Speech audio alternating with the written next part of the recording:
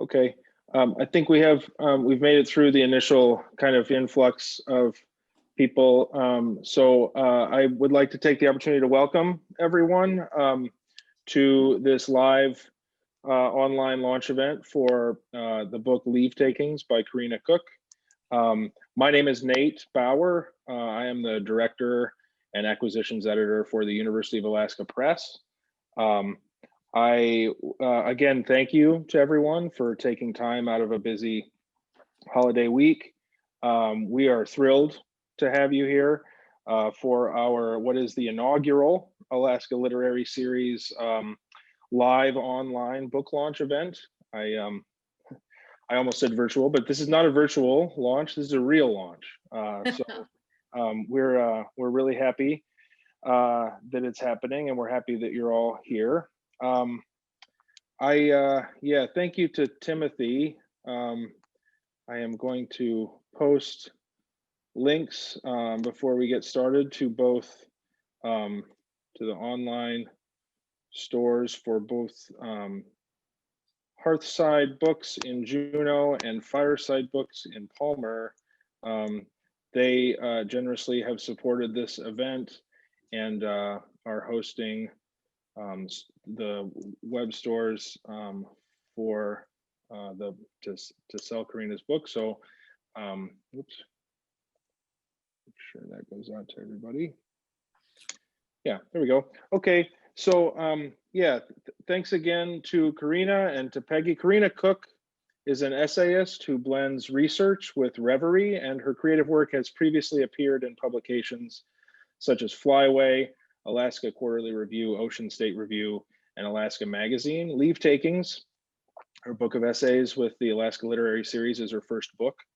As a scholar and teacher of the essay, Corinna's critical writing appears in Assay, a journal of nonfiction studies, and New Writing, the International Journal for the Theory of Creative Writing. She writes about teaching for pedagogy and American literary studies. Her freelance work appears in 49 Writers and the Rasmussen Foundation's Artists of Alaska series, and in Yukon North of Ordinary. I also want to take the opportunity to introduce our other panelist, Peggy Shumaker, who has been honored by the Rasmussen Foundation as a distinguished artist, and she has served as Alaska State Writer Laureate from 2010 to 2012. She received a poetry fellowship from the National Endowment for the Arts. Peggy is the author of 8 books of poetry, including 2018's Cairn, a volume of new and selected work. Professor Emerita from the University of Alaska Fairbanks, Peggy Shumaker remains highly involved and influential in Alaska literature, including as an advisor for Story Knife, on the board of directors for the Alaska Arts and Culture Foundation, and as editor for our own Alaska Literary Series at the University of Alaska Press. I also want to take the opportunity, Larry, I think, has pointed out, I would like to take the opportunity to wish Corinna a happy birthday. Happy birthday, Corinna. And congratulations on your book. And I will now turn it over to Corinna, who's going to read a little bit, and then Peggy will enter the conversation, and the two of them will converse about the book, and Peggy will ask some questions. And I want to encourage all of the attendees here, the people who have joined us, to enter your questions for the author in the Q&A. There's a little button down at the bottom of your screen. You can click it, and those questions go straight to us. And so I think that that's the best and easiest way for us to ask questions. But I encourage everybody to enter your questions there. I think that they will be happy to answer as many as they have time for. So with that, congratulations again, Corinna, and I will see here. I will turn it over to you. Thank you, Nate. Thank you for the warm welcome. And thank you also to your staff over at University of Alaska Press, Krista West and Laura Walker. Y'all have been so good to me.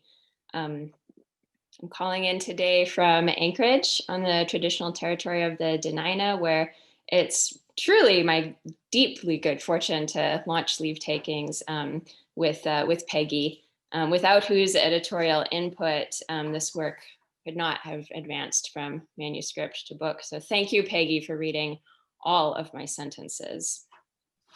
And I'd also like to reiterate thanks to our event co-sponsor, Porphyry Press for driving so much of this event's outreach. Jeremy Pataki, you are the star of daily writerly advocacy. Gratitude to University of Missouri English and Creative Writing Department, because much of this book was written during my time there. So thanks particularly to Professor Yulia Shukis and to Dissertation Club. That's Eric Scott and Travis Scholl. Et puis là, c'est le moment de dire bienvenue à nos amis francophones. Le livre est en anglais, mais tant pis. And I'm eager now to acknowledge Southeast Alaska. That's the beginning and end of the universe. Tlingit Ani, particularly the place we call North Douglas, particularly my parents, Tam and Greg, who raised me up there, which has special relevance because Leavetakings is a book full of movement. It's built of exploratory settings out, and then these continual circlings back to Alaska, back to Southeast Alaska, to Douglas Island, to the North Douglas boat launch, the sort of concentric circles that can frame a kind of precise center with either a wide angle or incrementally tighter focus. So I'm gonna read a brief excerpt, and I'll start by sharing I'd say maybe perhaps the widest of my wide angles with you. This will be a 5-minute excerpt from the collection's opening essay. It'll give you sort of my continental bird's eye view. So this piece comes from a road trip from my then home base in Missouri to my permanent home base in Alaska. And I'm going to skip the essay's action and just focus on this rather distant and vast line of sight. Because in fact, I think partway through the essay, I say the point of this trip, of the road trip this piece comes from is, on this trip, I wish to glimpse the shape of the continent. I'm simply trying to see something I am too small to see. This is, I believe, a perfectly normal human endeavor, which I think is probably the guiding mindset for this collection as a whole. All right, a traverse. I leave the limestone bluffs of North America's middle to take a straight line west across the breadbasket. It is early summer. When the western edge of Nebraska begins behaving like the high desert of Wyoming, I understand flatness in the Great Plains is deceptive. The whole shield of earth tilts so that without noticing, I've climbed at least 4,000 feet. It means the air on the western side of Nebraska is thinner than at its eastern edge. I breathe deeply, trying to taste this air and detect the new absence, the new emptiness around me. High in the sky is a bald eagle. As I'm not expecting something so familiar, so intimate, so soon, the eagle sets off the strangeness of our surroundings. Scrubby brush, hot, bright sky, monoculture on the other side of the road. I am small in the flat wind and wonder if the eagle is well, if it has what it needs. I push into Wyoming's sage country and cross it south to north. The dog, Pep, and I hike in the Bighorn Mountains and their great layers of red and purple and yellow rock, ancient seafloors, part and parcel of the Rockies. These I follow through Montana, into British Columbia, and then into Alberta. Farther north, the steep sedimentary mountains will flatten into an inland expanse of basaltic plains underlying a swampy boreal forest. The road will turn west into a cluster of peaks at the edge of the British Columbia-Yukon border and continue across the Liard Plain, the Cassiar Mountains, and the Yukon Plateau. When the road reaches the mountainous coastal belt, it will climb for a good spell and then drop into Alaska's St. Elias Mountains and the rainforest at the edge of the sea alongside which I was born. It is a 4,000-mile route and a distance more logically traversed by plane, but I want more time. I want to see that distance more clearly. The dog and I take the pickup truck. We have designs to go north in May, south in August. It is this simple. I am crossing the continent to look at the shape of it. Of the continent, unbelievable that road infrastructure overlays so much of it. Unbelievable that a whole plate of the Earth's crust has a net of asphalt threads laid atop it. Unbelievable the nonchalance this creates. I will watch the continent change as I go north in early spring. Then in late summer, I will watch it change in reverse. It's important to go both directions. It takes repetitions to see where you've been. And things look different when you're leaving. Even the air is different. I'll skip maybe 20 pages or so of this essay and give you the ending image, ending mood. At this point, I'm awake in the wee hours and leaving a campsite in northern British Columbia. It's mid-May. It's spring in a place where the land's memory of winter is strong. I'll be driving out well before breakfast, well before anyone else awakens. Eventually, the day will open behind me. The sky will go from rose to blue. Later, summer will come. People, Southerners, will begin trickling through. I'm ahead of the RV road tripping curve, but it'll follow soon enough. Visitors will come, then they'll go. And then the days will zip up tight into fall. That's when the swampy land all around will blush once, hard, a quick bright red before the snow. I don't even know if you like winter. I do. It's very quiet. That's what will come next. Thanks.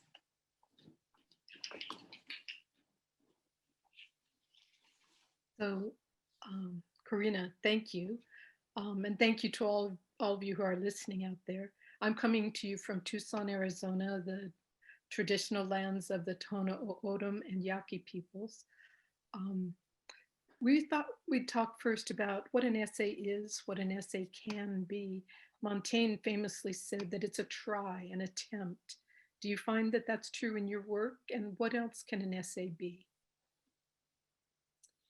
Yes, thank you for that. I think it's pretty exciting to consider the essay as such, as an attempt. Poet Brian Dillon recently did some further etymological inquiry into the word and came up with the idea of scales. I guess when you look at the Latin root of the French essayer or essayer, you get farther from an attempt to an actual weighing out. And I really like that added nuance that an essay not only is an attempt, not only tries, not only asks a question and then tries to answer it, but really that trying is a studied weighing, right? Weighing against, weighing with. I find that very, very pleasing. And another concept that I'm excited to put on the table here comes from Susanna Mintz, who is, she thinks about the relationship between poetry and the essay. So where poetry really compresses a density of meaning, the essay works on a different time scale. So in the essay, meaning pools, that's Mintz's word that I so love. So meaning should kind of rise slowly. A reader might not notice the rising waters. You might walk into an essay ankle deep, and it's not till the end that you find yourself floating in this pool that's risen around you. Either way, I think what's important here is that while an essay might tell some stories, what it really does is think. What it really does is pursue a line of thought.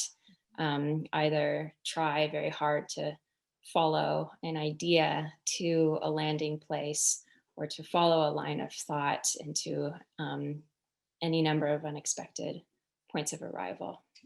It's such a privilege to be able to rattle around in your mind in these essays. So I thank you for letting us follow your trains of thought.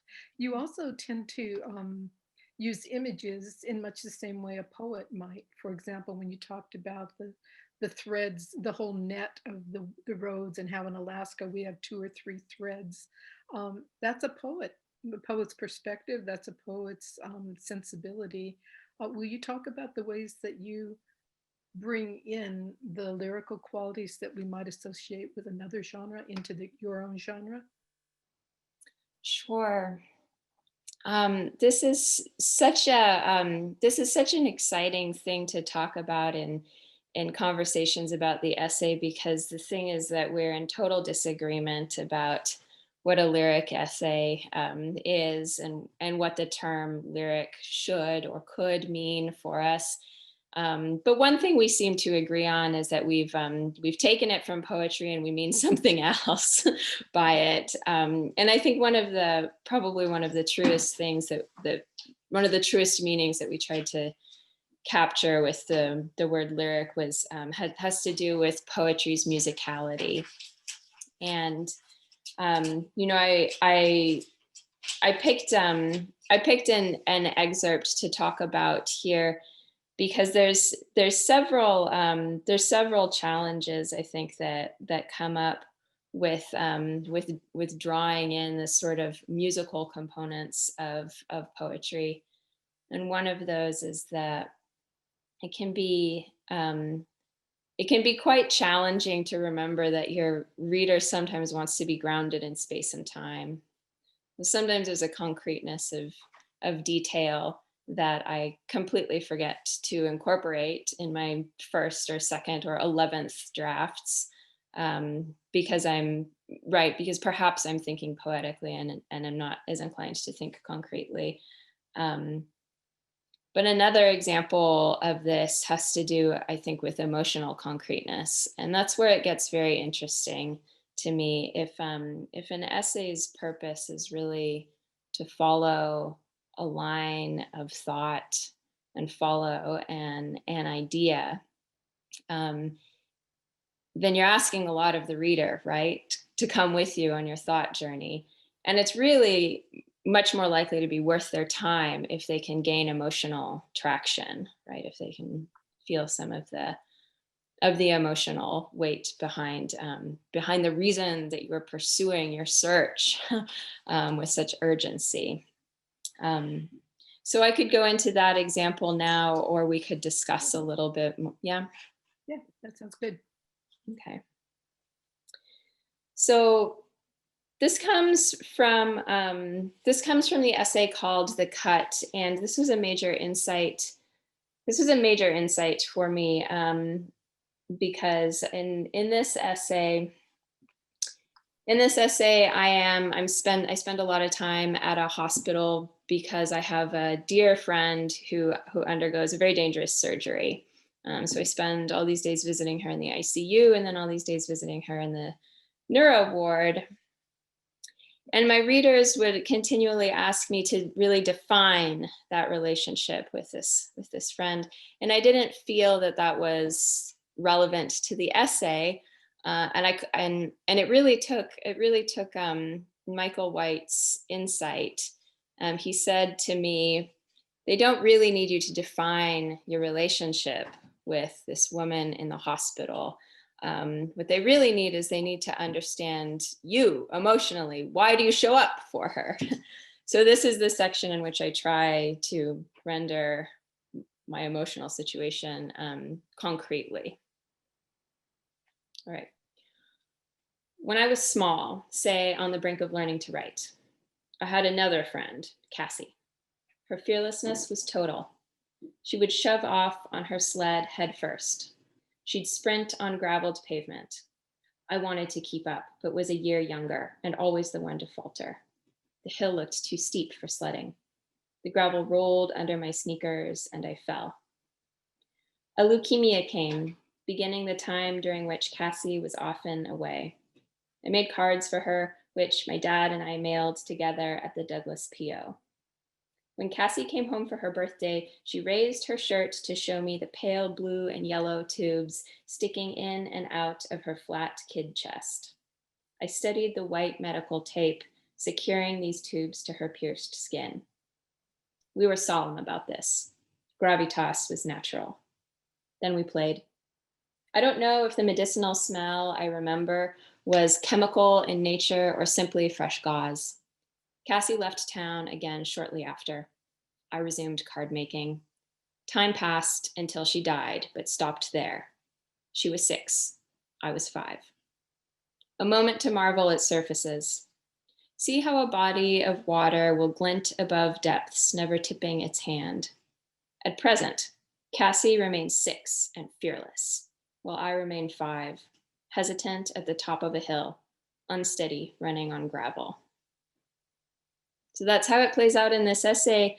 But I do think it's a really valuable inquiry that I've tried to apply since then. I think it can be quite productive for us to ask ourselves when we really care about something. What has this thing done to earn my care? Absolutely. I'm thinking of other moments in the collection when, for example, you talk about how different animals dive under the surface of water and how you can determine which animal it is from the shape of the head or the way that the tail looks when it goes underwater. That involves a kind of seeing that means you've looked with great care and you've looked many, many times. And as you say, you've looked going both directions because you need to look many times. And it's true with the seeing, and it's also true with the listening. You talked about the musical quality, which is evident in many, many of these essays. Um, I'd like you to talk about, if you wouldn't mind, talking about the listening, the different kinds of listening that happen in these essays, and also about the way that you intertwine things that would seem to be unlike. So those are two different subjects, but they seem related to me. Mm. Yeah, one thing about listening is it in the sort of journalistic sense of listening. Try to hear what people say. And something that I learned actually from Daryl Farmer in Fairbanks was that it's quite surprising when you don't record, but when you really listen, it's surprising how much you remember. And I got a lot from that. He's right. Incidentally, it's quite curious. Um, and so that's one take on listening. But another is certainly has to do with what's unsaid, and another take certainly has to do with mood, for example. Something that I work quite closely with, I think of as touchstone phrases.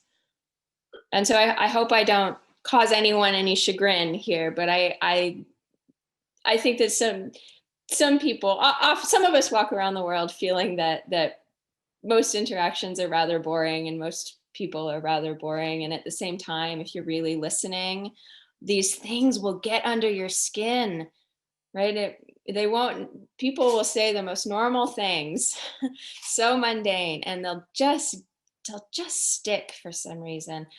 So I consider those touchstone phrases to be really an invitation for further thought and study. Um, so one of my essays in this book is about Chiniga and the island of Chiniga and the community of Chiniga and the 1964 earthquake that moved the island 52 feet, the tsunami that occurred, the various tsunamis, I suppose, that occurred, um, and also the Exxon Valdez oil spill. So David Grimes said something to me about the rainforest. He was very active in spill cleanup. He said something to me about the rainforest. My molecules are its molecules. And he was talking to me about total embeddedness. So I think about that. I think about that often with respect to the biome and the ecosystem. But that phrase also comes up for me at times where I feel alienated. It comes up for me really when what I feel is the opposite of embeddedness and what I feel is disconnected. And so that's one of the ways that I've used his phrase in Chiniga, is in a moment where connection makes no sense, and I'm not feeling connection. And so in that way, David Grimes's actual words, they help me not only try to understand the idea he's getting at, which is embeddedness, but also the limitations of my own capacity to relate to that on the very vast scales that he's invoking. In that essay, you talk a lot about belonging to a place, belonging in such an essential way that you belong on the cellular level. And you're very careful not to claim what is not yours and to try not to be someone who perpetuates stealing from somebody else. But there's a moment, I don't know, is it in that essay when you're in the kayak with the sea lions around you? I don't remember which essay, but there's a scene that is so vivid where you're about 11, you go around the corner and you're in open water, and there are sea lions around you, and the waves are so big, or the swell is so big, that they lift up above you and then you lift up above them. It seems like a very elemental and beautiful origin story. Did it seem that way to you? Yes, you know what I felt at the time was that was quite the opposite. My thought was, oh, this is where I want to die. And as I hope I express in the essay, I don't mean that in a morbid way at all. It just is the point of beginnings and ends. It's like that's the place, that's the chasm from which things come, and that's the chasm in which they will, return at the end. But I believe that that moment in my childhood and that experience, that's something that I think about a lot with respect to many of the bigger questions that I grapple with in my essays. And so that particular scene is one that I find I have to write again and again and again, because what happened for me out there is actually just relentlessly relevant to all of my questions. And if you ever worry about writing the same scene again and again, look at Georgia O'Keeffe's work and how many times she would do a study of pelvic bones or a study of clouds. It matters to return to what is essential for you. Did you want to read a little from Chiniga? Sure. Yeah.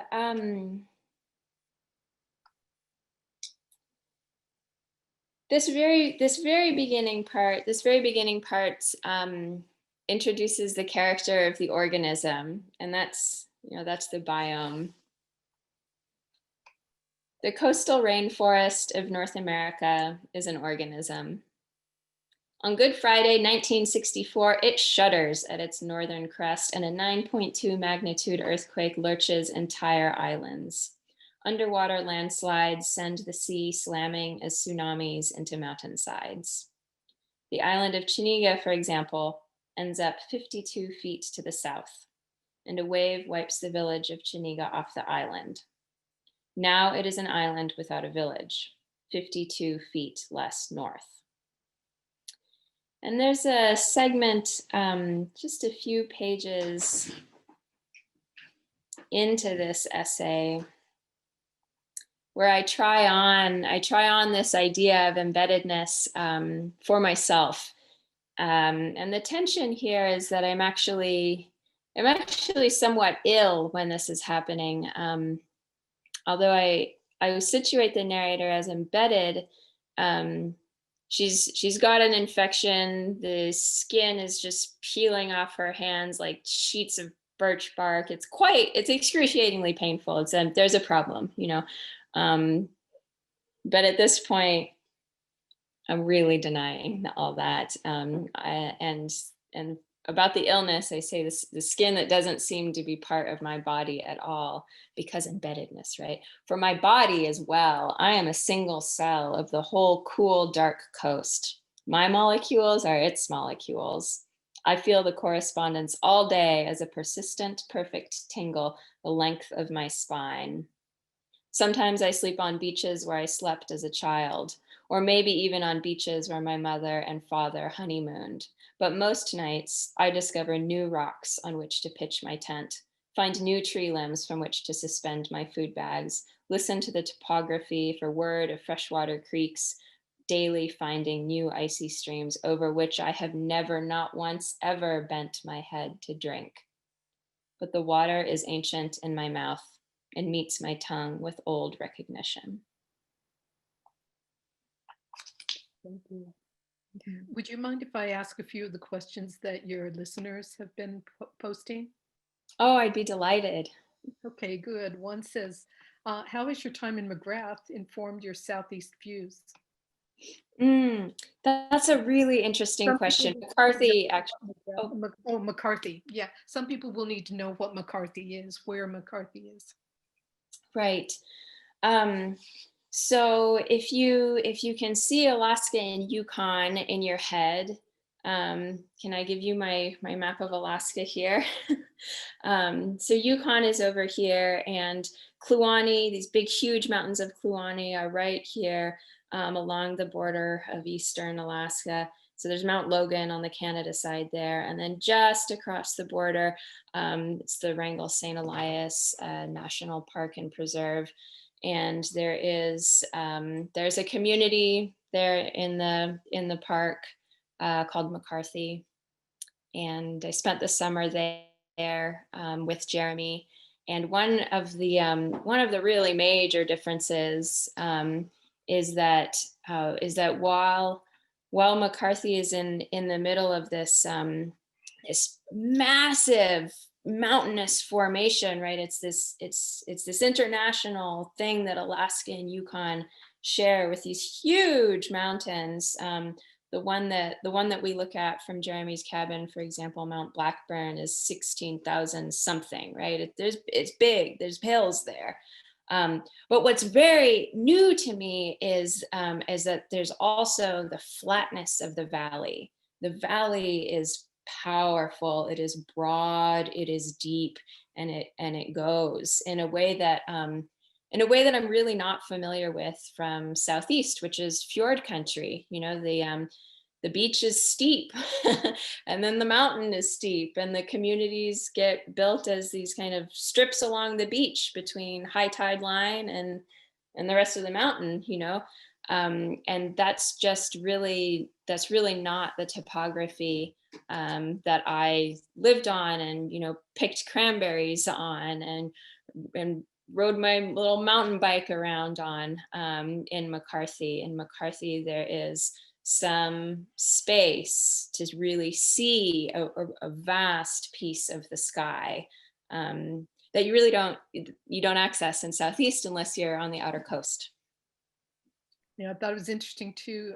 In your last essay in the collection, when you moved to Missouri, there's no sight line, and it really makes you disoriented. And yeah, you make that very clear. Here's another one. Can you describe your timeline and your process for writing the book, and what was your greatest challenge in writing it?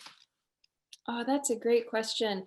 I can't describe my timeline because it escapes me. I would love to be able to speak to that question, but the truth is that the first essay, I think, so the oldest essay in this collection comes from 2010, perhaps. So it's perhaps 10 years old, and the youngest essay in this collection comes from 2016, 2017.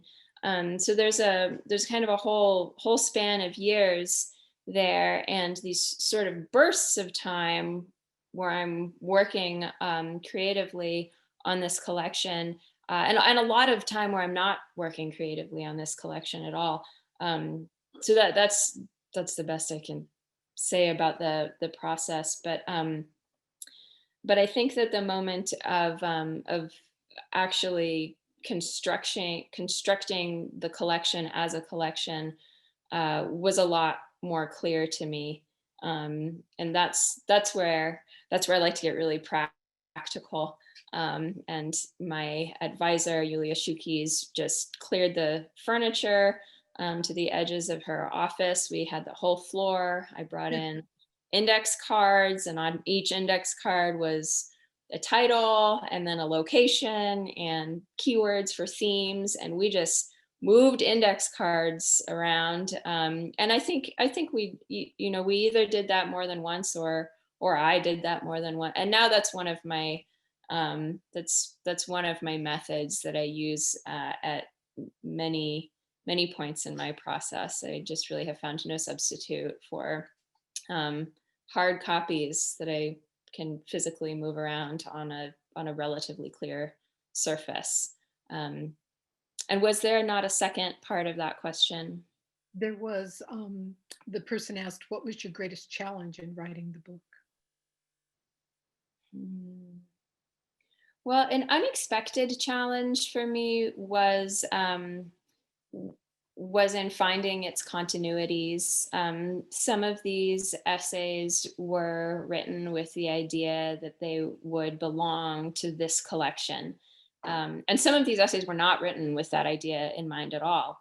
And so once I decided you all are going to live together now, I had to, I had to smooth some things out, or I had to make peace. I had to make peace between pieces, some of which were, designed to have a cohort, and some of which were not designed to have a cohort. And that surprised me. I hadn't anticipated putting quite so much time into altering otherwise finalized work, simply so that that work could enter, into clearer conversation with, I'll say, with its peers. I understand from reading Jeremy Pataki's recent review, that you're working on a ekphrastic collection.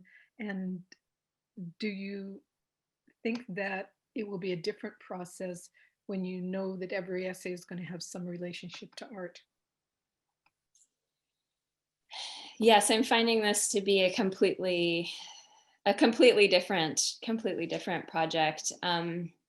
It is, I think that Leavetakings for me is much more exploratory, and I'm very lucky to have spent such a long and luxurious time in this concerted mental state of exploration.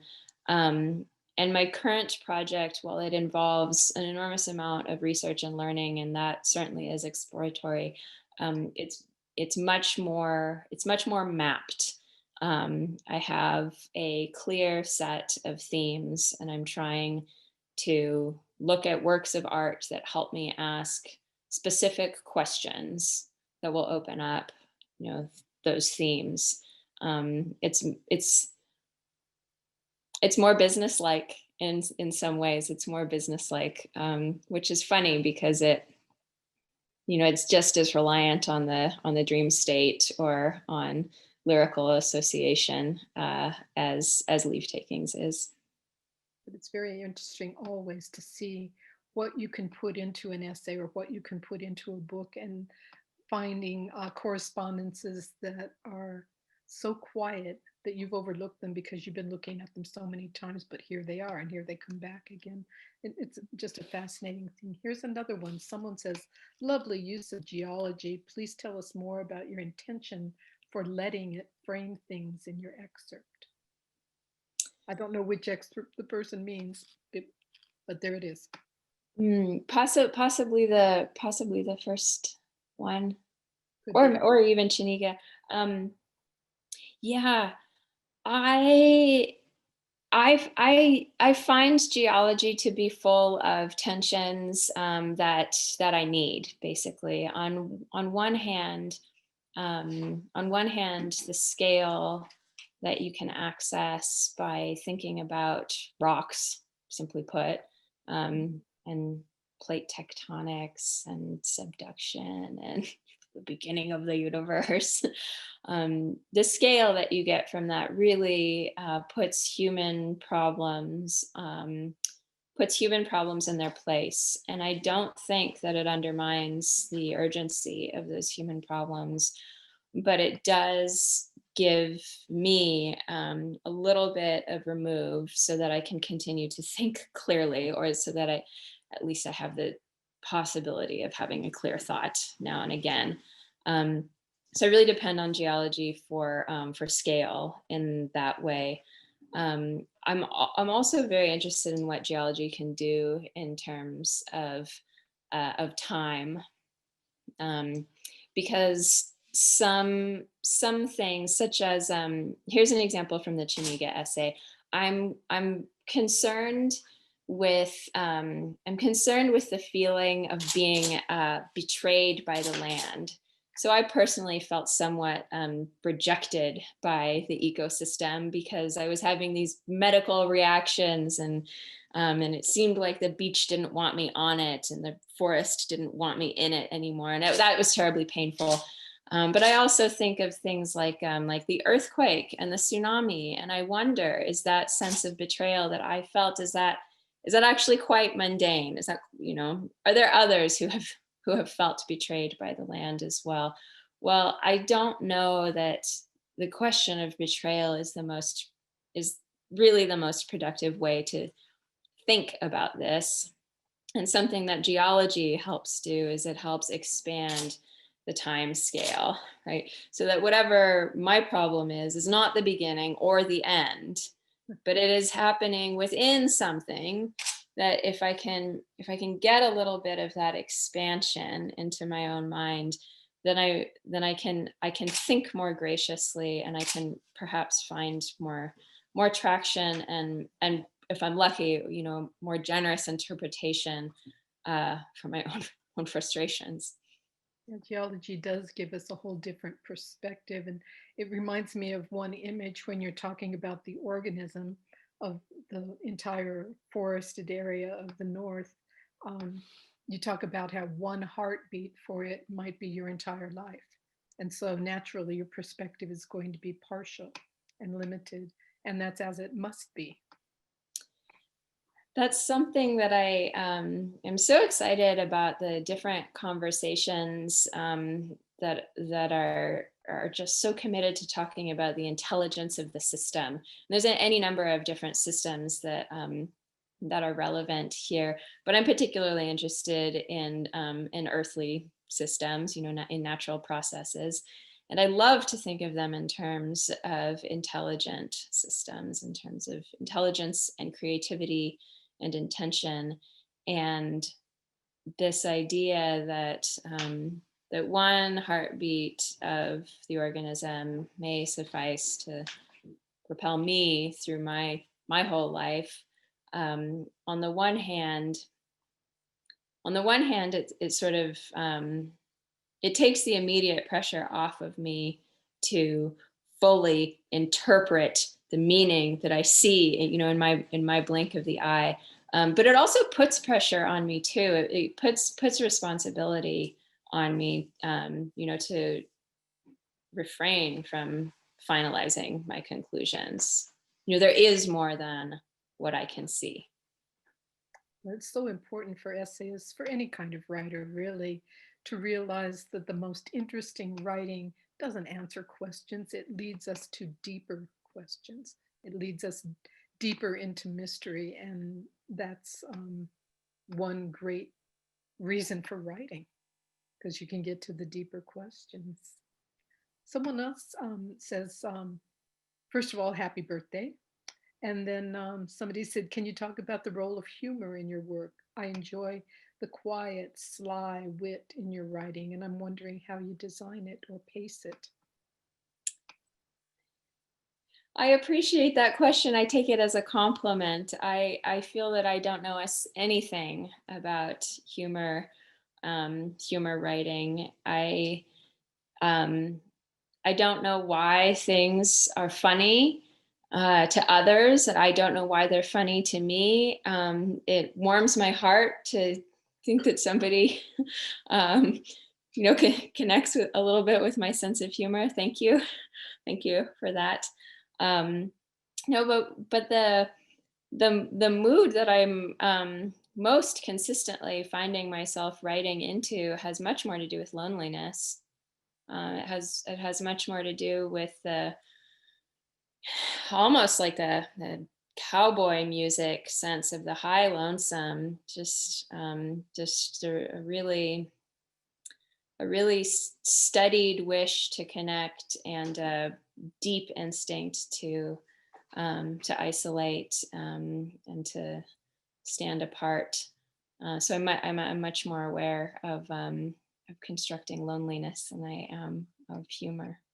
You're really good at constructing the woman traveling alone in a really precarious situation. For example, there's a time when you're you've driven too long, you're exhausted, your mind is not making sense anymore, and you try to find a place to park just so you can sleep, and it's dangerous. Every place you go is dangerous. And then when you finally zip up into your sleeping bag, you say, I'm a mollusk, I'm a bivalve. It's terrifying, it's grim, and it's also a little funny in a weird way. Does that make sense to you? Maybe it does make sense to me. And I think that one thing that's happening with humor is that two meanings two meanings are happening simultaneously right at once. And I don't know that every time we put multiple meanings together that we end up with something funny, but I think sometimes it can be funny to put multiple meanings together. And right there, what comes up for me is the really the literal, the visual image of closing off, into a kind of cocoon.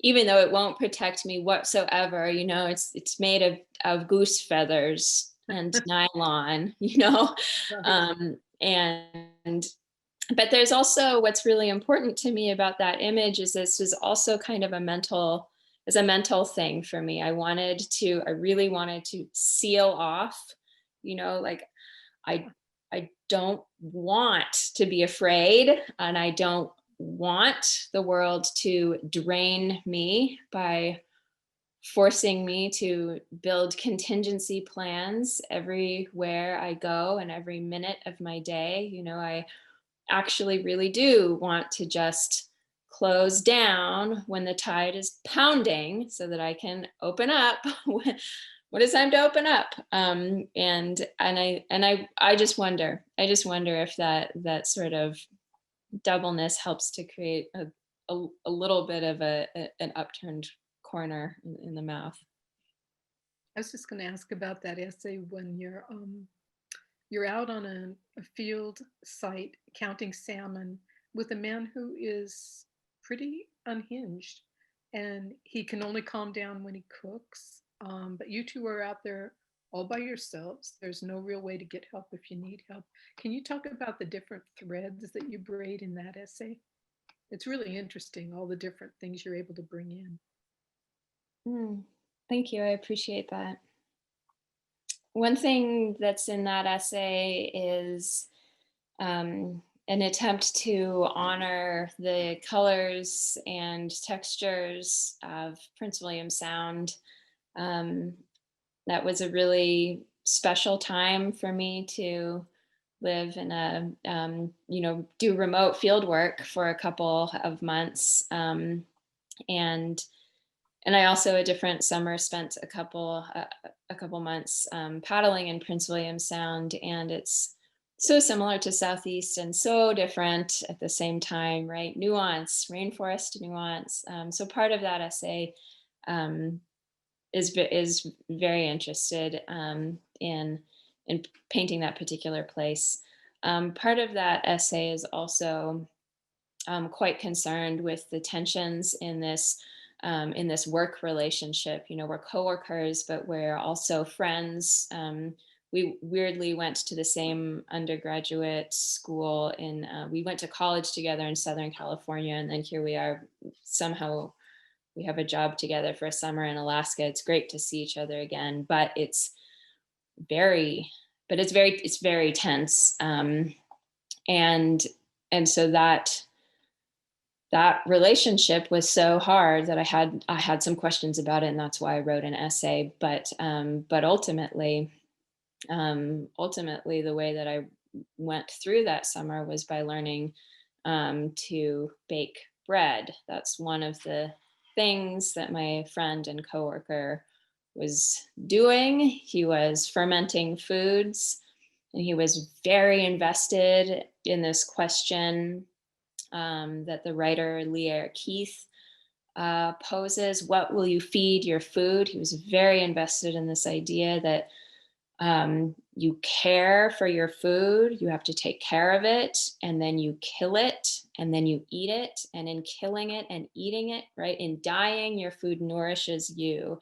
And that whole relationship that involves such profound reciprocity, but more importantly, this caretaking. That was what I saw him doing, was taking care of his sourdough in ways that he wasn't taking care of himself. And I thought there's something to this. Let's do sourdough bread together. We made a bunch of breads. I wrote about that. I'm glad because it got you through the summer. I also enjoyed it very much in that essay, the way you talk about using the tweezers to take out, I've forgotten the term, but the little bone in the fish's ear. Yeah, the otolith. The otolith. And you talked about how sometimes you can do it by looking, and sometimes you have to know where it is, and you do it because you know where it is. Could you explain a little? I'm not explaining that as well as you could. I actually have the passage marked if we have time. I think it's only about a minute or so. I wonder if it is. Yeah, so why don't I read it, and then I'll say a few words about it. Sounds good. Okay. So this is about the otolith take, where you, yeah, right, as Peggy's saying, as you're saying, is you go into the salmon's head, and what you're looking for is these free floating bones in the fish's inner ear. Okay. You have two options when tweezing around in a salmon's cranial cavity. You can tweeze what you see, or you can tweeze what you know. First are the rules for getting in. One cut straight down at the back of the salmon's skull. A second cut perpendicular to the first, into its forehead, above its eyes, shearing through the top half of its cream-colored brain. A slick triangular chunk of salmon head should detach neatly. Flick it into the river. Now the options. You can flip the bottom half of the lobotomized fish's brain up and out of the limpid dish where it floats, and peer inside. You are looking for the otoliths, those free-floating, oat-shaped ear bones. This may work with a king salmon, or a chum, or a red. As long as the salmon is big enough, its otoliths will be too, and you'll have a chance of spotting them in the mash of cranial fluids. Look attentively and tweeze what you see. Your other option is to find the otoliths according to spatial prediction and your sense of touch. Use the memory of 1,000 other otoliths, or the primordial resonance you feel with the body of the fish that feeds your landscape, that feeds your family. Your tweezers must be perfectly sensate. They are an extension not only of your fingers, but of your humility. Slip the tip of the tweezers open just enough to catch the hard white bone you seek under what is left of the salmon's brain. Do so at just the right angle, and your tweezers will meet each otolith just beneath and diagonally offset on either side of the brain. Swiftly tweeze what you know and trust. The truth is, I'm thinking about The Little Prince, Antoine de Saint-Exupéry. You can only see clearly with your heart. I reread that book about every 6 months, every year of my life, as far as I know.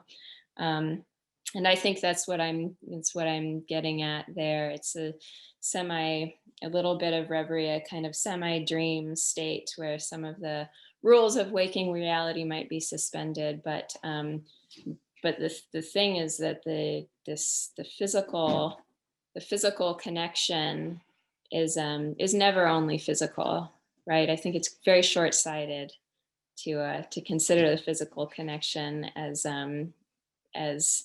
trivial, or even as really as temporary. Even if you're only handling one fish for 40 seconds and then you let it go and you're doing a 520 fish sample, there's something very, very sacred, right? That's happened there. And that's probably true about most things that we, do throughout the day. Absolutely. Okay, this one is a little bit long. It says, as an Alaska Native, I feel that the Neolithic revolution was the ultimate break and betrayal of humans, of our ancient relationship of us with the animals we eat. It seems so wrong that we could nourish an animal and care for it, build that trust, then take its life. To me, that's totally revolting. Would you like to respond? Sure. Yeah. I absolutely accept that perspective. It's not a perspective that I share, but it's it's welcome here. It's also very different than how my friend and coworker that I was writing about, what he's working through in the summer that, here we are together in a 2-person remote field camp. What he's working through is really the inverse of this idea that's been expressed. And it's complex and it's difficult and it's not for everyone. So I'll acknowledge that it's not for everyone, but the idea is that the killing part truly does bind us into a kind of kinship. And that's something that that my friend and coworker was looking at very closely during the time that we were together. And I learned a certain amount about that from him, but also as a person who had the privilege to be raised on wild and harvested Alaskan foods. That's simply been my mindset my whole life, is that it is a deep honor and a deep privilege to eat directly from the forest, to eat directly from the sea, and to eat the foods from the land. And again, I understand that that this is not a perspective for everyone, but my perspective, and it's not a unique perspective, but my perspective is that that there's something really quite sacred and quite holy about the killing, and that puts us into an important relationship together. Thank you. Corinna, thank you so much for writing this book. Is there something else that we haven't brought up that you want to make sure people know before we wrap up? Oh, I would like to thank you so much for joining me in conversation and helping to celebrate this. I'm really I honored. would sing to you, but you would be so sorry. What's that? I would sing to you for your birthday, but you would just be sorry. Oh, I think I would. I think I would love it. Acapella is a special thing.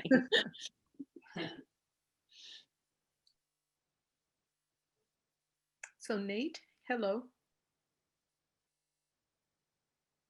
Hi, Peggy. Hi, Corinna. Thanks. Bravo. That was really terrific. And thanks especially to the two of you. Thanks to everybody who attended. I want to recognize the others who sponsored and supported the event, including Hearthside and Fireside Books. I'm going to post the links to their web stores again. Please, to everybody who's in attendance here, please go buy Corinna's book. It's terrific. I think you heard some really terrific content tonight, but there's plenty more where that came from. So please go and buy our book. Thanks to Porphyry Press again. Thanks again to Peggy and to the Alaska Literary Series that's part of the University of Alaska Press. And thank you to everybody again for attending, and happy Thanksgiving. I wish everybody good health and well-being, and be safe and be good. And that's all. So thanks, and have a great night. Thanks, Nate. Corinna. Thank you. Bye, everyone. Bye, everybody. Good night.